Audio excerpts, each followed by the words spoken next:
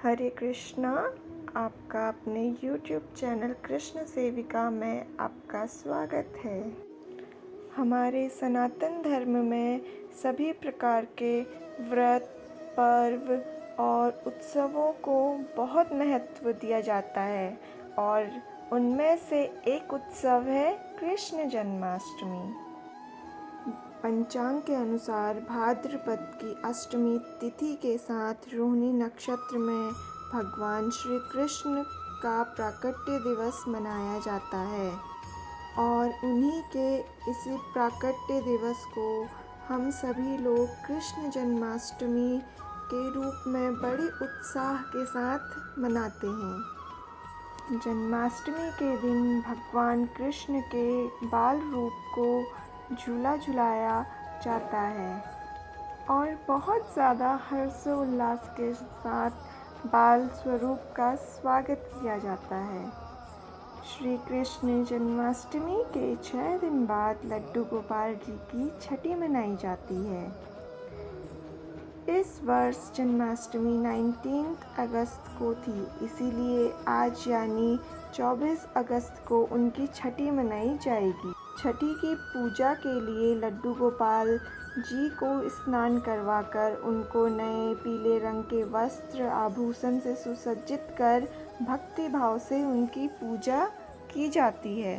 छठी पूजा के दिन लड्डू गोपाल जी को कड़ी चावल का भोग अर्पित किया जाता है। आज ही के दिन लड्डू गोपाल जी का नामकरण संस्कार करवाया जाता है। कहा जाता है कि भगवान कृष्ण को अनेकों नामों से जाना जाता है, जैसे लड्डू गोपाल, कान्हा जी, नंदलाल और हमारे प्यारे से छोटू से गोपाल। बहुत सारे प्यारे प्यारे नामों से उन्हें बुलाया जाता है। तो चलिए आज जानते हैं कि हमारे कृष्ण जी का नाम लड्डू गोपाल आखिर पड़ा कैसे। पौराणिक कथा के अनुसार भगवान श्री कृष्ण के परम भक्त कुंभन दास थे।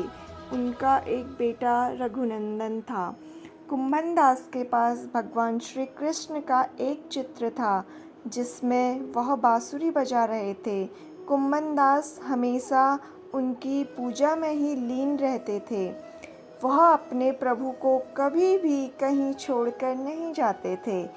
एक बार कुंभन दास के लिए वृंदावन से भागवत कथा के लिए बुलावा आया।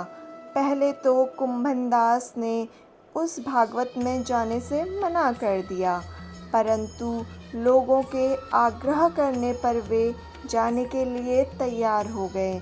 उन्होंने सोचा कि पहले वे भगवान श्री कृष्ण की पूजा करेंगे, इसके बाद वह भागवत कथा करने के बाद अपने घर वापस लौट आएंगे। इस तरह से उनका पूजा का नियम भी नहीं टूटेगा।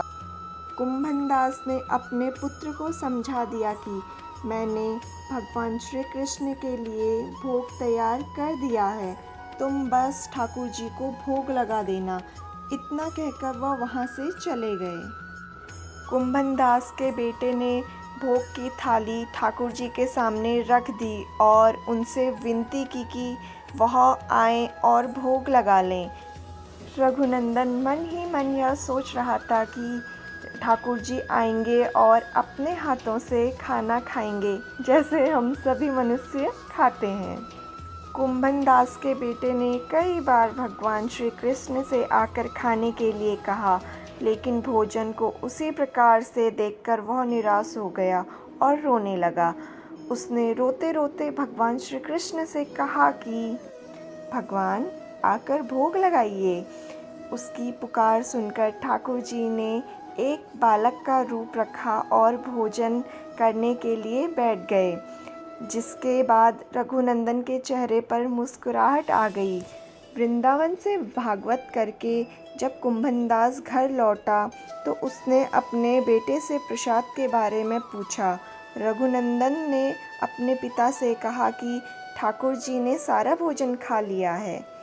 कुंभन दास ने सोचा कि अभी रघुनंदन नादान है, उसने सारा प्रसाद खा लिया होगा और डांट की वजह से झूठ बोल रहा है। अब रोज़ कुंभनदास भगवान जी की भागवत के लिए जाते। शाम तक सारा प्रसाद खत्म हो जाता।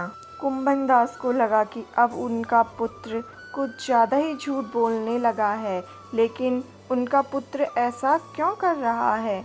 कुंभनदास ने एक दिन लड्डू बनाकर थाली में रख दिए और दूर छिपकर देखने लगे। रघुनंदन ने उस दिन भी रोज की भांति ठाकुर जी को आवाज़ दी और ठाकुर जी एक बाल के वेश में कुंभनदास के बेटे के सामने आ गए। रघुनंदन ने ठाकुर जी से फिर से खाने के लिए आग्रह किया, जिसके बाद ठाकुर जी लड्डू खाने लगे। कुंभनदास जो दूर से इस घटना को देख रहे थे, वह तुरंत ही आकर ठाकुर जी के चरणों में गिर गए। ठाकुर जी के एक हाथ में लड्डू और दूसरे हाथ का लड्डू जाने ही वाला था, लेकिन ठाकुर जी उस समय वहीं पर जमकर रह गए। तभी से लड्डू गोपाल के इस रूप की पूजा की जाती है। छठी के दिन इस कथा का पाठ करने से कन्हैया प्रसन्न होते हैं और श्रद्धालुओं की सारी मनोकामना पूर्ण करते हैं। हरे कृष्णा।